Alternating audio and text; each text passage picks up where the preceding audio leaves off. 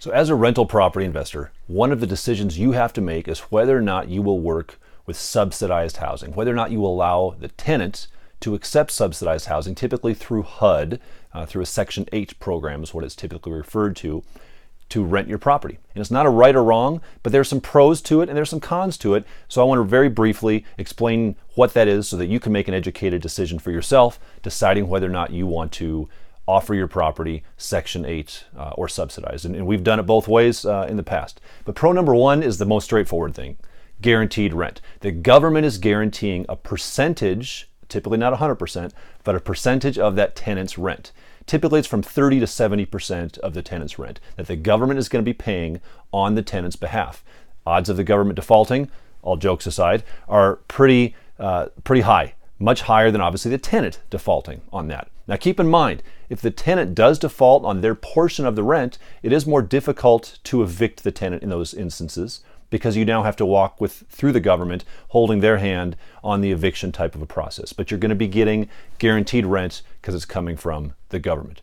Pro number two is less vacancy. There's a waiting list for tenants to get into Section 8 and government subsidized programs. So what that means is once they're in, they don't want to leave. And once you as a landlord choose to accept them and allow them to rent your property, they're not going to want to move as often. Now they will still move periodically, but turnover rates on Section 8 subsidized housing programs are much lower than they are when they're not. So the tenant's going to stay in place longer. You're going to have less vacancy, which means less turnover, less expense to you from a turnover standpoint.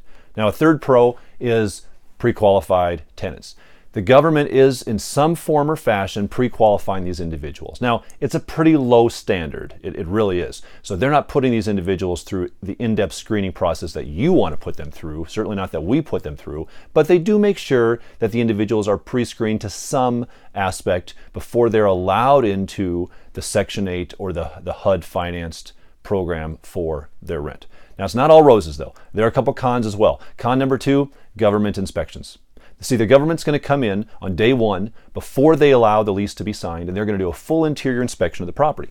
And they're going to be having a long checklist, a long laundry list of things they're looking for to ensure the property meets the minimum specifications. And these property specifications are higher than typically landlords provide. So if your bar is here, HUD's bar is up here.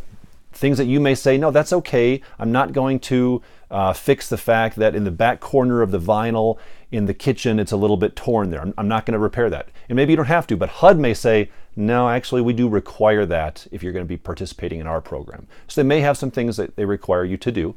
But not only that, they're going to come in at least one time per year and do a full property inspection. Now, property inspections are of great benefit, and you should be doing them yourselves anyway. But when they come in, when HUD comes in, they're looking for things that they want repaired. Things that maybe have been neglected over the last 12 months, and they're not necessarily going to require the tenant to repair it. They may require you as the landlord to repair that. So you can expect every year to get a little laundry list of items from the inspector telling you, the landlord, these are the things we want, we demand you repair in order to continue participating in our program. And there's always a list of things, and it's always going to be more inclusive than you would naturally be wanting to do. So there's more expense there. That's just the nature of the program. Second con is your lease terms are superseded by HUD's.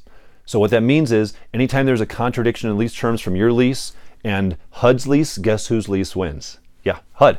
So if those things come up, if you can evict, for example, with a 10-day notice, HUD may say, no, we want a 60-day notice. Or if you say we can increase rent at the end of the term of the lease with a 30-day notice, and HUD says, no, we want a 90-day notice of rent increase. You have to go by the terms of HUD's lease. So again, it's not a right or wrong, but you better know that lease, you better learn that lease, because you have to abide by the terms of the HUD lease, and their terms supersede yours. That's a negative. Third negative, at the end of the day, you're getting less qualified tenants. Now, I'm not being negative on individuals within the Section 8 program. Again, we've worked with this program for many, many years, decades, and we've got a lot of great tenants that are on housing. But these are individuals that could not normally qualify on their own because of credit and income. If they could qualify on their own, they wouldn't be able to participate in the subsidized program. So again, I'm not saying anything bad about these individuals. A lot of them are great people, but they have bad credit. and they have lower income. Thus the reason they're able to participate. So they don't meet your minimum criteria for income. They don't meet your minimum criteria for credit, or they wouldn't need the program. So you want to keep in mind that just on those two front-end criteria things, they're not as qualified as you typically would want somebody coming in. Now, you still want to put the individuals through your criteria and screening process other than the income and credit, but you still want to look at things like criminal history and those types of things. Fourth is rent control. Now, you're saying, wait a minute, there's rent control built into Section 8? Not technically, but practically speaking, there is. Because here's what it looks like. Let's say you bring a tenant in, and they've been a tenant of yours for 12 months, and you're going to be offering them a lease renewal. Everything's great. And we're in the Denver market. The Denver market's hot. So you're taking their rent from $1,000 a month to $1,100 a month. And you send out that notice of rent increase because the lease is up for renewal. HUD can and does sometimes come back with a nice little letter that says, we are denying your request for a rent increase. We will allow you to increase the rent to $1,050, but we will not allow you to increase the rent beyond that. So that's rent control. That's what it is.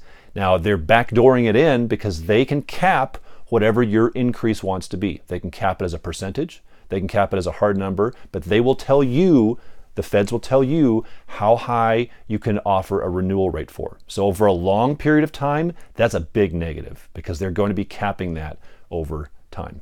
So it's not a right or wrong, it's just a business decision. We work with a lot of housing subsidized agencies, so we're experienced with this. Feel free to give us a call if you're considering it, but give some thought to this process. Big picture is this.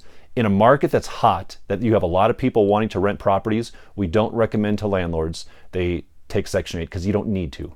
If your market is cooling, however, though, if the market's slow, you're having trouble attracting tenants and keeping tenants in place, then Section 8 HUD subsidized housing may be a very, very good decision for you. Not a right or wrong, business decision. Give us a call. We'd be happy to give you some specifics as far as whether or not your particular property would be a good candidate for a HUD subsidized house.